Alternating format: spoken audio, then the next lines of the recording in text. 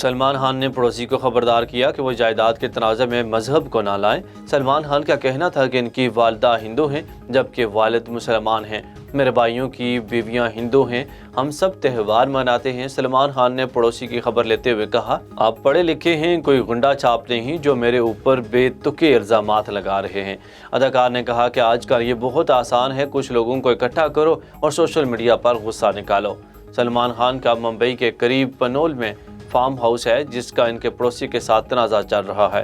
سلمان خان نے پڑوسی پر ہتک امیز مقدمہ دائر کر رکھا ہے۔ پڑوسی نے سلمان خان پر جائیداد ہتھیانے اور لوگوں کو قتل کر کے فارم ہاؤس میں دفنانے کے الزامات عائد کیے تھے۔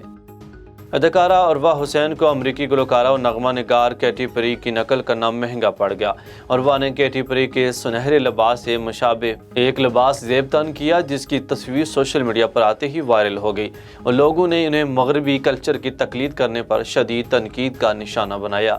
سوشل میڈیا پر وائرل ہونے والی تصویر میں عروہ حسین نے گولڈن کلر کا مغربی طرز کا لباس زیب تن کر رکھا ہے جس پر کچھ مداحوں کی جانب سے اداکارہ کے لباس کو پسند بھی کیا گیا، تاہم بعض افراد کی جانب سے شدید تنقید بھی کی گئی اور کئی صارفین نے نازیبا الفاظ بھی استعمال کیے۔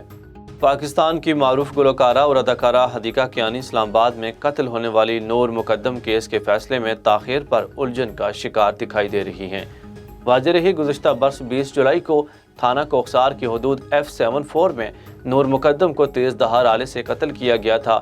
گلوکارہ حدیقہ کیانی نے سماجی رابطے کی ویب سائٹ ٹویٹر پر اپنے پیغام میں نور کے لیے انصاف کا مطالبہ کرتے ہوئے کہا کہ ایک اور دن ایک اور مرتبہ طاقت کا غلط استعمال کیا جا رہا ہے، ثبوت اور مقتولہ پر الزام لگایا جا رہا ہے۔ حدیقہ کیانی نے #نور مقدم کا استعمال کرتے ہوئے کہا کہ ہم نور مقدم کی کہانی نہیں بھولیں گے، ہم انصاف مانگتے ہیں اور مانگتے رہیں گے۔ انہوں نے لکھا، اب تاخیر، بہانے اور پاگل پن بہت ہو گیا، اب نور کو انصاف مل جانا چاہیے۔